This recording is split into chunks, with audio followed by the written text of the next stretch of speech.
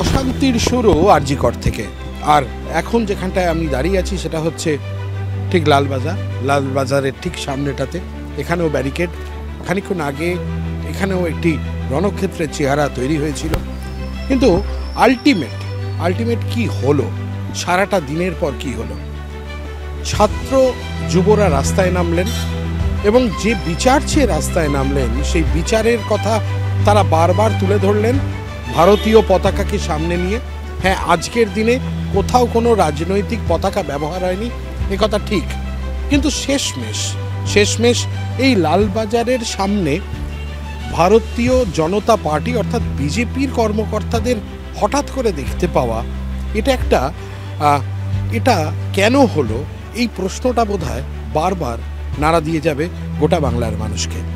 যদি রাজনীতিহীন এই আন্দোলন হয়, যদি স্বতঃস্ফূর্ততা থাকে, তাতে মানুষের রায় থাকে, মানুষ যদি বিচারের আশায় গোটা রাস্তা জুড়ে তারা হেঁটে গিয়ে নবান্নর কাছে দাঁড়াতে পারে, সেটা যদি হয়, সেক্ষেত্রে এটি একটি বিরাট বড় চ্যালেঞ্জ ছিল অন্যান্য রাজনৈতিক দলগুলির কাছে তাদের মুভমেন্টের দিকে।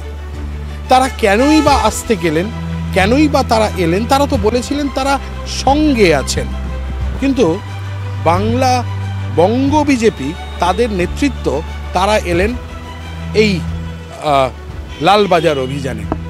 আপনারা দেখতেই পাচ্ছেন এখনো ফেন্সিং রয়েছে, এখনো গার্ড রয়েছে। আরও আগামীকাল 12 ঘন্টার বাংলা বন্ধ, সেই বন্ধের ডাক দিয়েছে বিজেপি। এখনো পর্যন্ত যে ছবি গোটা শহর জুড়ে, সেই ছবি আপনাদেরকে আমরা দেখাচ্ছি। কিন্তু বারবার একটাই প্রশ্ন, এটা রাজনৈতিক চাহিদার থেকেও অনেক বেশি চাহিদা হচ্ছে বাংলার সাধারণ মানুষের স্বতঃস্ফূর্ত চাহিদা। তারা চান অভয়া আরজিকরের নির্যাতিত সেই ডাক্তার যেন, তার যে অত্যাচার হয়েছে তার শাস্তি যেন পায় যারা অন্যায় করেছে তারা। কিন্তু সেখানে প্রশ্ন যে প্রশাসন কতটা সেদিকে নজর দেবে, তার কারণ ইতিমধ্যে এই পুরো বিষয়টি চলে গিয়েছে সিবিআই এর হাতে। সবাই জানে এই প্রশাসন, তারা জানেন যে তাদের এই গোটা মামলাটি ইতিমধ্যে সুপ্রিম কোর্ট তাদের হাতে চলে গিয়েছে। কিন্তু মানুষের ধৈর্যের বাঁধ কিন্তু ভাঙছে। আজকে যেখানটায় দাঁড়িয়ে এই কথাগুলো আমি বলছি, এখানে পুলিশ হেডকোয়ার্টার, কিন্তু বারবার প্রশ্ন একটা জাগছে যে মানুষ ধৈর্য আর কতদিন ধরবে?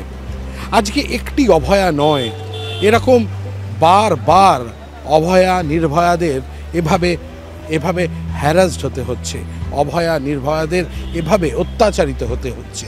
আর ঠিক সেখান থেকেই প্রশ্নটা দানা বাঁধে, আর কতদিন আমাদেরকে, অর্থাৎ ছেলে মেয়ে নির্বিশেষে প্রত্যেকটা মানুষকে একটা পুতুলের মতন করে চলতে হবে। তাদেরকে ব্যবহার করবে যখন যেভাবে যার হাতে ক্ষমতা থাকবে সে। এটা বিরাট বড় প্রশ্ন। মানুষ বিচার চায়, আর সেই বিচারের জন্যেই তারা রাস্তায় নেমেছেন। সুতরাং প্রশাসন যা করছেন, হয়তো তাদের যে রুটিন, সেই রুটিন মাফিক তারা করছে।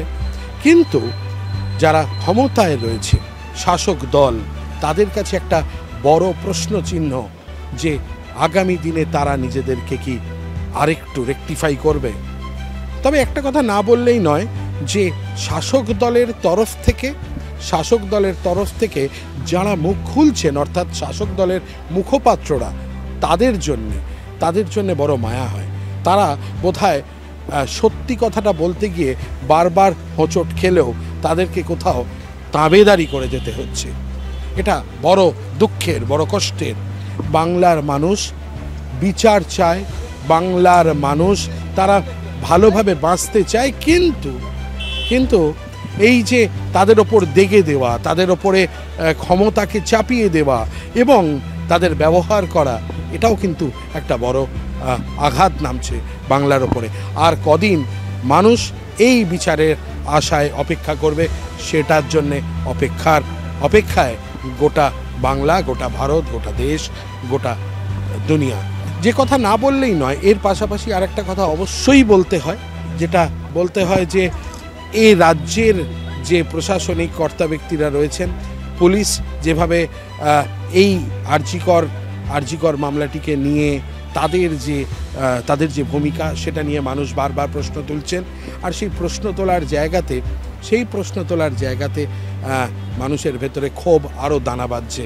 তাদের কাছে বারবার মনে হচ্ছে সময় বড় তাড়াতাড়ি চলে যাচ্ছে এবং সময় অনুযায়ী মানুষ বিচার চান। সে বিচার কবে হবে, কবে পাবে নির্যাতিতার পরিবার, গোটা বাংলার মানুষ শান্তি পায় তাতে।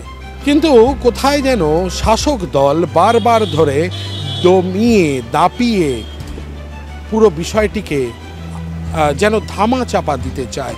তারা চায় যে কিভাবে আরও বেশি করে এটিকে ধামা চাপা দেওয়া যায়, সে কথাই তাদের ব্যবহারে, তাদের ভাবে ফুটে উঠছে। আজকেও এই যে নবান্ন অভিযানকে ঘিরে যে ধুন্ধুমার কাণ্ড চলল গোটা বাংলা জুড়ে সারা দিন ধরে, সেই যে একটা অস্থির একটা পরিবেশ তৈরি করা হলো। তারা তো শান্তিপূর্ণ আন্দোলন করবেন এ কথাটা বলেই তারা রাস্তায় নেমেছিলেন, কিন্তু জল কামান, গুলি, রাবার বুলেট, এই যে একের পর এক ব্যবহার, একের পর এক মানুষকে আটকে দেবার যে পদ্ধতি, সেটা বড় আঘাত পাচ্ছে বাংলার মানুষ। বোধহয় তাতে আরও বেশি করে তাদের ভেতরে জেদ বাড়ছে। ফলে আগামী দিনে অর্থাৎ আগামী যে কটা আন্দোলনের রূপরেখা তৈরি হচ্ছে, তাতে প্রশাসনকে এবং শাসক দলকে আরও অনেক বেশি করে চিন্তা ভাবনা করতে হবে ঠিক কীভাবে বাংলার মানুষকে ট্যাকেল করা যায়। বাংলার মানুষ বোধহয় এতটা তাদের ওপরে জোর, তাদের ওপরে দাপিয়ে দেওয়ার এবং দমিয়ে দেওয়ার যে চেষ্টা, সেটা নিয়ে মানুষ বোধহয় এবার তাদের বাঁধ ভাঙছে, ধৈর্যের বাঁধ ভাঙছে।